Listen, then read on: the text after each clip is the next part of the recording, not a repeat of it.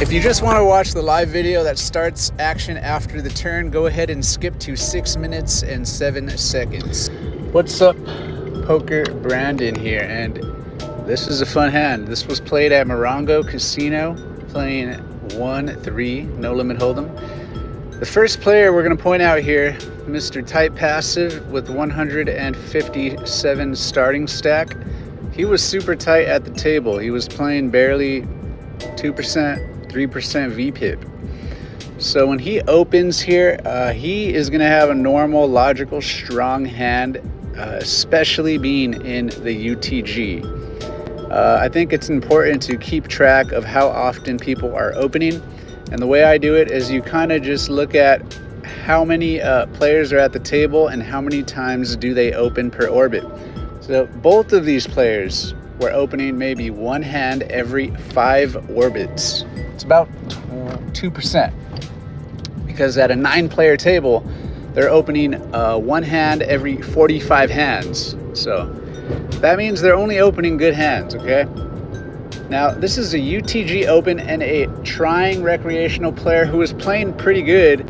He 3-bets to 50. So when I see pocket queens on the button, instead of 4-betting, I just make the call, and it folds to the tight passive guy who also makes the call.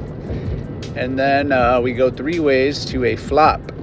Now, normally against the regular 1-3 players that are opening a lot high VPIPs, like maybe 20%, 30%, 40% VPIPs, those guys I'm always 4-betting. I might, and all the time with queens, but not against these two guys in these two positions. Okay, actually, these are the strongest positions in poker: UTG and UTG +1.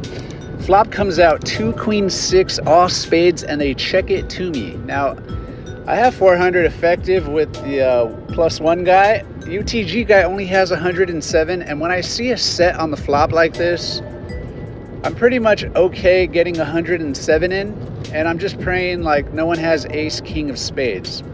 So my goal now with my sizing and my bet here is I want to bet half of tight passive stack in UTG, and then if he just shoves on top of me, I'm just going to call it off. But hopefully my bet combined with the UTG's re-raise over me, hopefully that will be scary enough to keep the trying recreational player out of the hand, because I really don't think I want to see 2 more cards with both of these players in.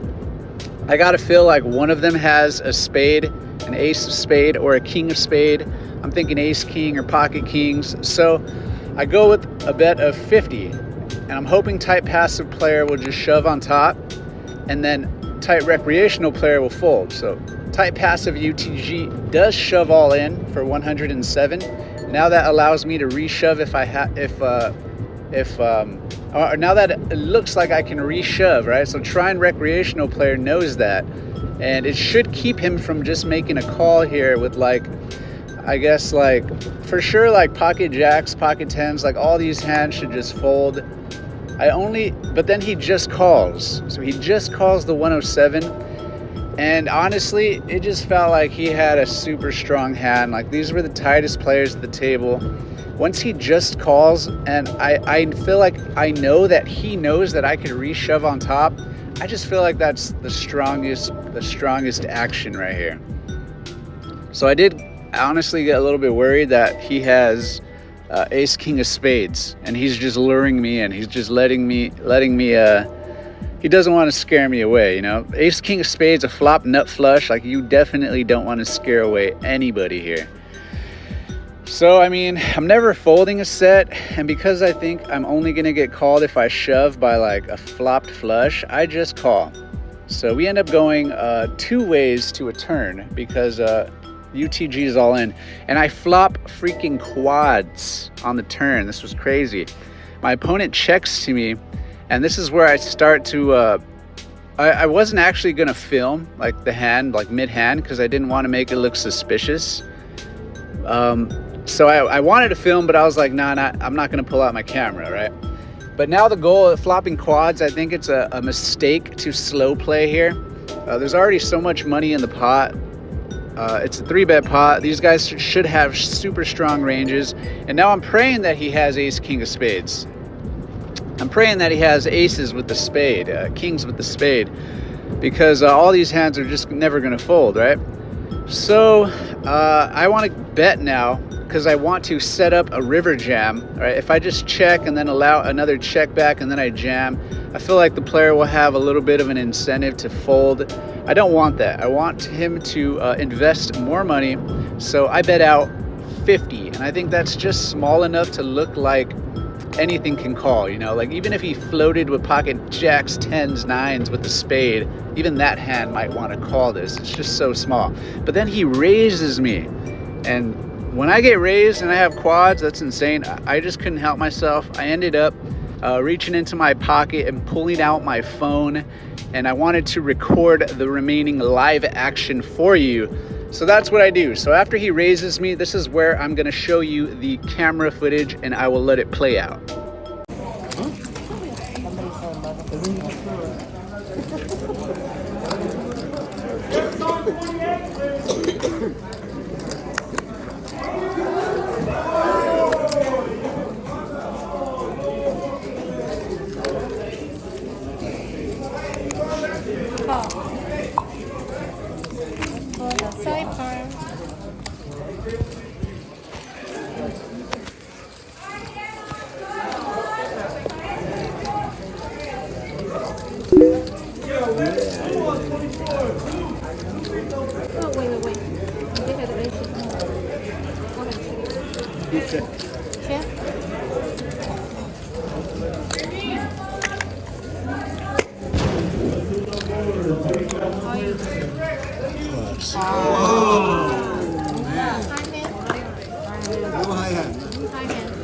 New hour. You gotta hold for 58 minutes. Oh shit! Wow. It's 166. 166. 166. That's good. This for the side part.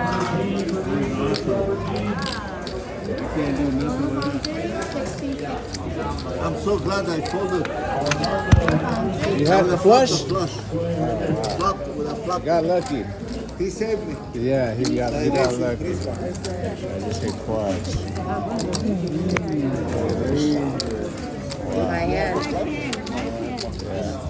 Thank you for walking out. But he didn't have a hand. Yeah. Like if he wasn't in the hand, he would have. Hello, high hand, queen 4, class queen 6.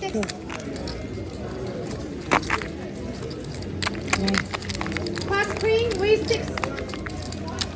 Yes, queen 6. So now we gotta stay a whole hour. Table 25, say 8. Say 8. How much?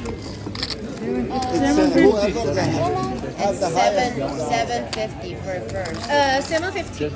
At the end of the hour. At You're 11 number one o'clock. now. Yeah. But you have to wait until I gotta the wait end an of the hour. Yeah. Yeah, 750.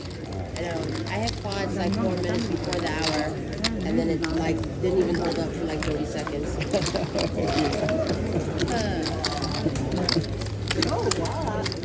There's been a lot of like 3 on 3. Aces full of deuces. That's what they call it. Thank you. So there you have it. +1 will later say he had pocket jacks. I believe him. On the turn, you saw I bet out that 50. He raised me to 125. I leaned forward, started filming. I looked at it. I made the call. And then on the river, he checked it. So it looked like he was ready to check fold, I believe, maybe. And then after he checks it, you look over, you see UTG exposes his hand. And if you go back and look, +1 did look and peek at those cards. So he saw the king of spades and the king of diamonds. And then after that, I go all in, and then the +1 snap called. So I believe that +1 saw the pocket king's hand with the king of spades, and he just ruled out, okay, well, there's one hand that doesn't beat me, the pocket kings. and he blocks ace king of spades from my hand. So I think that kind of helped +1 make the call. Although pocket jacks, I gotta believe he might have been making the call either way. So yeah, but that's it. I'm Pokerbrandon. This was a fun hand at Morongo. I am out.